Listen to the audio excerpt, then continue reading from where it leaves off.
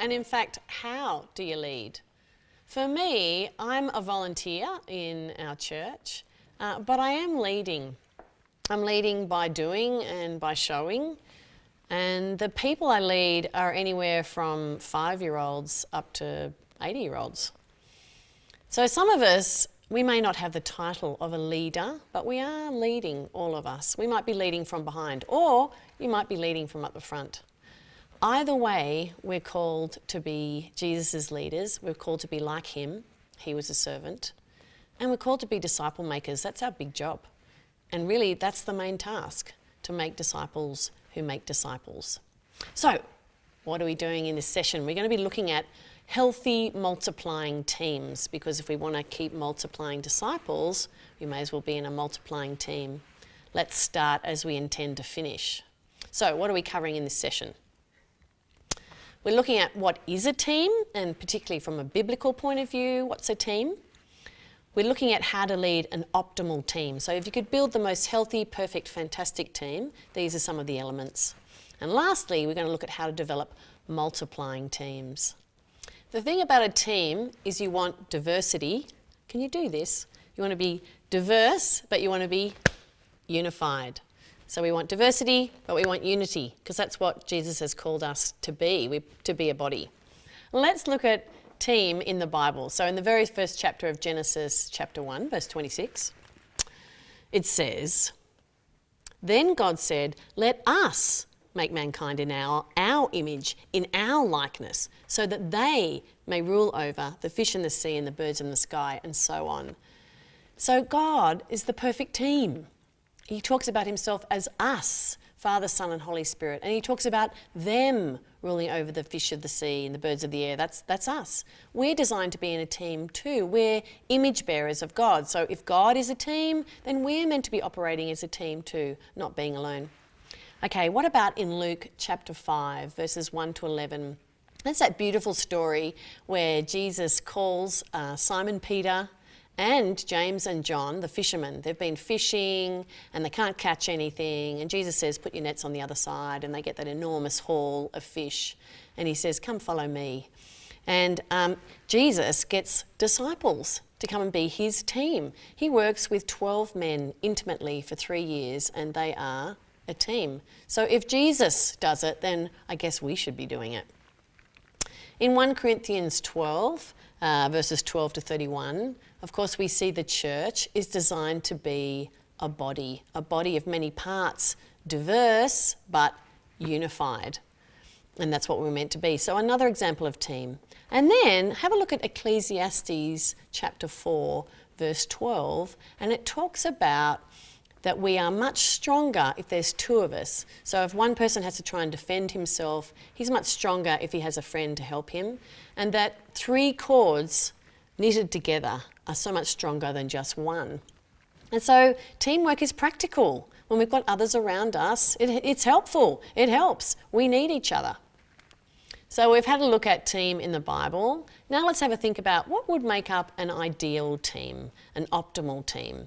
We want diversity and we want unity. 2 things that seem kind of different, and yet they're not. In fact, when you do have diversity in your team, it creates what's called creative abrasion. So you have different thinkers, different types of people, and that's really good because that makes you much more creative and able. All right, so let's look at numbers. So actually people have done research. Some guys from Silicon Valley who are a very successful IT company, they wrote a book called Team Genius. And they looked into what really made a team successful, what was the optimal type of team. And they actually said the number 7, having 7 people in a team, is the optimum number, give or take 2 or 3. So I figure, 7, that's God's number, that's cool. If you add another 3, then maybe add another 2 more, you've got 12. But basically 7 is a really good number because you can work together. It's small enough to be everyone's doing something, but not so large that there can be social loafing. Have you ever heard of that? You may have been in a team before yourself where there's so many people that you kind of go, oh, so-and-so will do that, and well, I'll just do this bit. And actually what ends up happening is a bit of social loafing. You don't you're not all working to your capacity. So numbers are important, and having a small, agile team is fantastic. So diversity in a team is important. So what are we meaning by that? Well, I guess you could look simply, you might say, well, different ages in your team is fantastic, from young to old, that's awesome, different genders, but also thinking about different thinkers. So we need all sorts of thinkers. Some people are creative thinkers, they love thinking of the new, they're always coming up with ideas. But children need routine and they need things steady at times, not all the time, they need fun and difference. But having conformist thinkers is also really helpful. You might have people who are really strategic thinkers and someone who's got the vision, but they are really able to plot through and be able to work out what the strategy is for your team. There are all sorts of thinkers and we need them all. Often, leaders can run the risk of choosing people in the team or having people in their team who they feel aren't as good as them. So they can, in a way, show them what to do, and in fact, it gives them more control.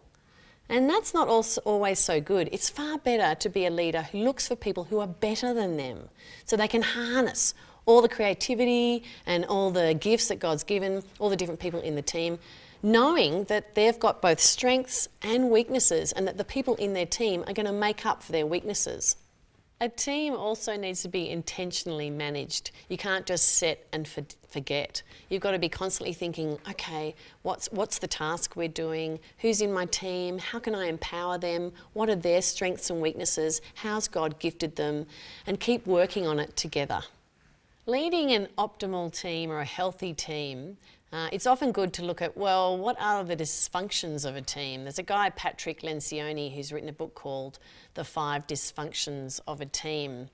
So you may have, at one point or another, been part of a team or watched a team that really just didn't work. And how we find out if a team sort of hasn't gone very well or is not very healthy is you see what their results are or what their outcomes are, and they're not great. And when that happens, I don't know, it might be something like you've organised a children's ministry event and it didn't go very well and it was really disorganised and the kids were really, out of control and the parents were complaining. It just didn't go well. And sometimes we're really tempted to look at the outcomes and the results and go, well, the team just didn't work hard enough, or maybe we just didn't have the right people on the team. But I want us to stop and think about that for a minute and go, actually, maybe we could flip it. So what are the 5 really great things that a team needs, like to build on each other, to be a healthy team? So let's look at the first one, trust. So when there is trust in a team, people are not afraid to fail. They will risk things, and that's great. That's what we need, because when we are afraid of failing, then we're really uncreative and we don't really move forward. It's not a good environment. But so how do we create trust? Really, the key way to create trust in a team is to be vulnerable, to take the risk. So as a leader, even if you're not the leader with the title leader, but you're one who's leading from behind, being vulnerable, taking the risk, and being open about your strengths and weaknesses will really help your team build trust. All right, so once you've got trust, well, then people feel that they could, in fact, have healthy conflict. And you're like, what? Healthy conflict? Yeah, it's actually really good to be able to wrestle through ideas, to be able to discuss stuff and debate it, to have disagreement and then be able to work on it together. All I can see is the film crew nodding. Maybe they've had some disagreement this week when they've been filming. I don't know. But if you can, as a team, work through conflict in a healthy way, everyone feels like I've been heard. And yes, and we've discussed stuff, and maybe I don't agree with all of it, but I've been able to discuss it, and yeah, okay, as a team, I think we're on the right path. So healthy conflict is really important. And if you have healthy conflict and everyone feels like their opinions have been heard and their voice has been heard, then you naturally are more committed to the team and what you're trying to do. So healthy conflict produces commitment. And if you've got commitment and you've got this little tight team and you've got the one purpose, you can go far. So once you've got people who are committed, they've had their voices heard, they've agreed on the task or the vision, then you can be accountable to one another. So you can't do any social loafing in a healthy team. You've all got jobs to do, you've all got tasks, you know what they are, and you keep each other accountable to what you've got to do. And when you do that, then the entire team gets to celebrate and see results, sees the outcomes of their hard work and their healthy team playing. And that's fantastic. So, what does a healthy team need? It needs trust, and you get that by being vulnerable. You need to have healthy conflict. Don't run away from it. Sometimes it can be good. And there's a whole other session we could do on that, but healthy conflict can be good. And then we become committed because our voices have been heard and we've agreed on a way forward, and that's great. And then we want to keep each other accountable to the tasks that we're doing because we're a team and we want to help each other. And then we get to see results and outcomes. And look, sometimes that may still be failure, but that's okay because you're a committed team and you're going to look at it together and it's all going to be cool. So we said at the beginning we were looking at multiplying teams because we want to be like Jesus and we want to be disciples who are making disciples. So how do we do that? Well, we've got to keep growing in Jesus. That's what he wants for us anyway. So the first thing we want to do is we want to look up as a team. We want to look to God and we want to grow as a team spiritually. That's the most important thing we should be doing. And then we want to look wide. What do I mean by that? Well, it's about diversity again. We want a wide range of people in our team. And then we want to go deep. 2 Timothy 2, we want to make disciples who make disciples. We want generations of disciples. So just a quick question. Who are you discipling? And who's discipling you? And are they discipling anyone? If not, have a go. It is so fantastic and exciting and wonderful, and help your team go deep so you've got generations of leaders coming through. And the last point is you want to go forward. So you want to be with your team thinking, where else can we go? And if we're a multiplying team, could we create a whole nother team? And where could they go? So I have a friend, Eric, he's in Togo, and he started by discipling some young men, 12-year-olds. They were in a soccer team. He was coaching them soccer.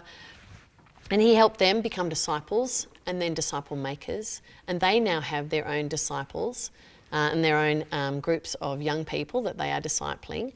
And they, as a team of teenagers, go to different villages where they are to then go and do the same, to run kids programs, to meet kids and their families, and to make disciples so that they can make disciples and so on. So that was a team that's really going forward, and that's what we want to do too.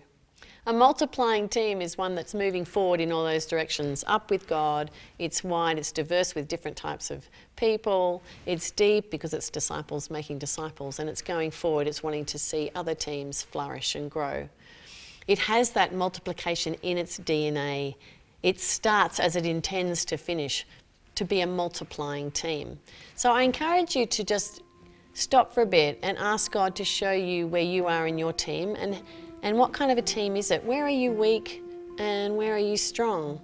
Are you doing a good job of going to God together? Are you growing spiritually? Are there lots of a diverse range of people in your team? Are you making disciples, and are your disciples making disciples? And are you going forward? Do you have a vision for the future, where you want to go?